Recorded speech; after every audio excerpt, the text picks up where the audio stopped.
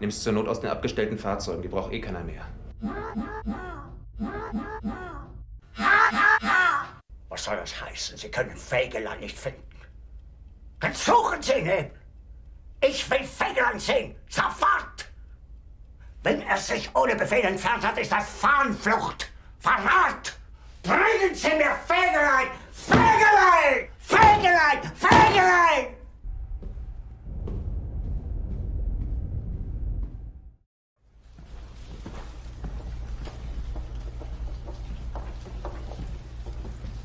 Du, kennst du die Figur im Auswärtigen Amt? Die wird schrecklich gut in meinen Garten passen, zu dem Bassin. Bitte schön, kauf sie mir doch, wenn alles gut geht und wir noch aus Berlin rauskommen. Aber Chopin, ich weiß doch gar nicht, wem sie gehört.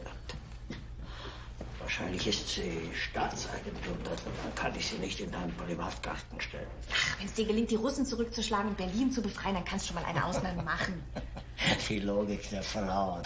Schau, du bist ganz schmutzig. Den Rock kannst du aber nicht mehr anziehen. Du musst dem alten Fritz nicht alles nachmachen und auch so unappetitlich rumlaufen wie er. Das ist schließlich mein Arbeitsanzug. Ich kann mir doch nicht eine Schürze umbinden, wenn ich zur Lagerbesprechung gehe und mit Farbstiften hantieren muss. Was jetzt? Der Zeitpunkt ist da, wir sollten das Spektakel beenden. Was soll denn das heißen? Wollen Sie, dass wir aufgeben? Das ist undenkbar.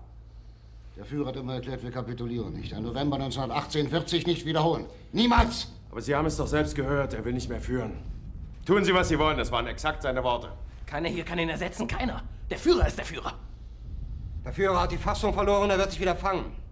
Na prächtig, und wenn er sich gefangen hat, wie geht's dann weiter? Fest steht, wir können nicht kapitulieren. Das wäre niemals im Sinne des Führers. Und wir sind seinem Willen verpflichtet. Das sind doch alles hohle Phrasen. Wir müssen jetzt handeln.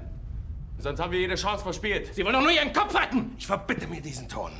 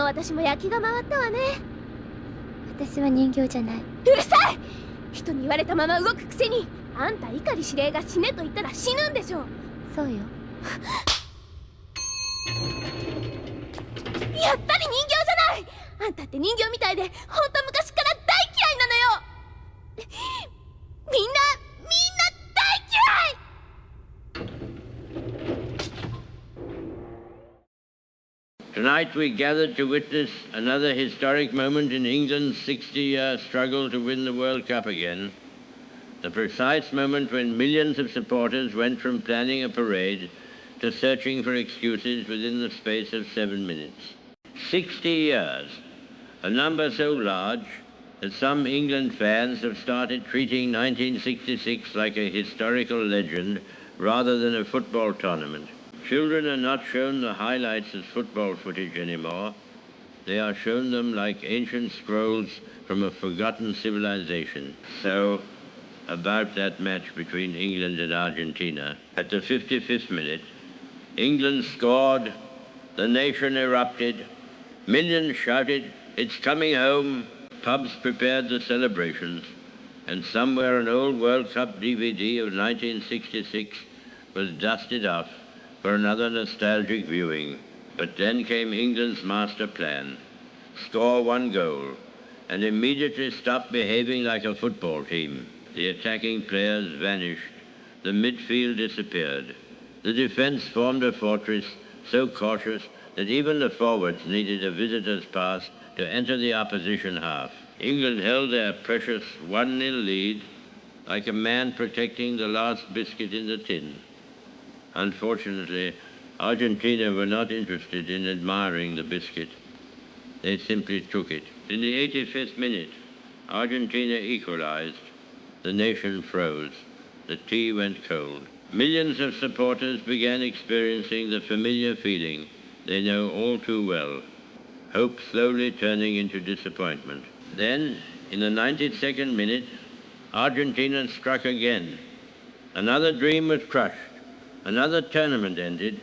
Another generation of England fans added to the ever-growing list of people who have suffered heartbreak.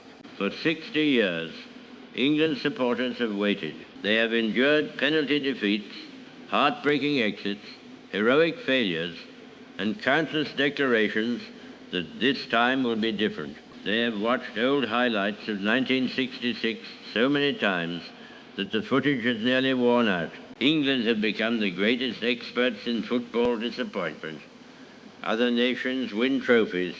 England create documentaries about why they nearly won them.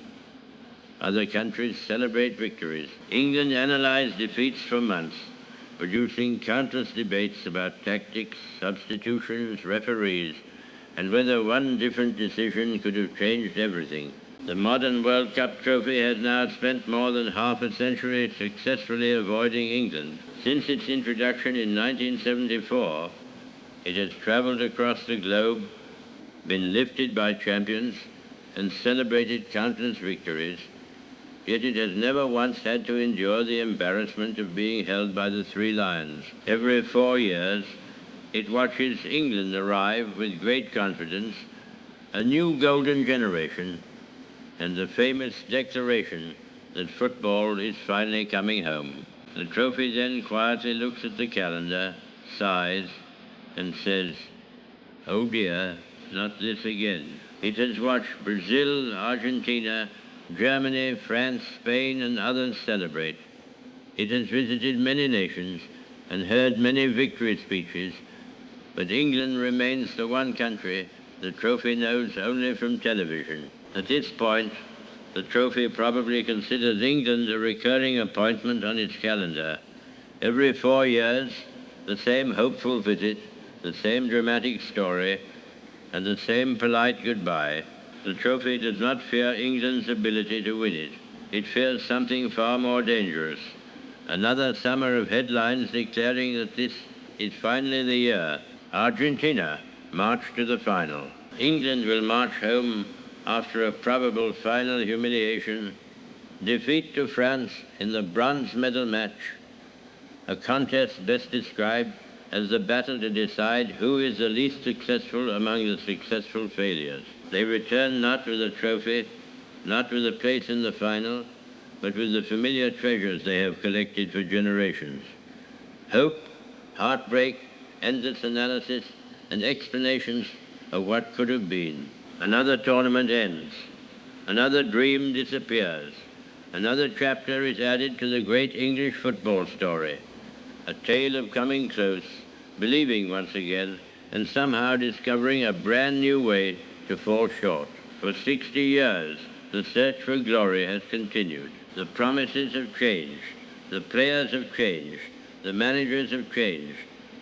But the ending often feels strangely familiar. And so, once again, a nation looks towards the future and asks the question that has echoed through the decades. When will it finally be our turn? Yet fear not, for in 2030, England will return once again. The newspapers will say, "This is our greatest chance ever." The fans will sing, "Football is coming home." The players will promise glory, and the rest of the world will calmly prepare their popcorn and wait to see what happens. Because no matter how many times England suffer, no matter how many times hope is crushed, one thing is certain: in 4 years, they will be back, ready to believe, ready to dream, and ready to experience another unforgettable episode of English football misery.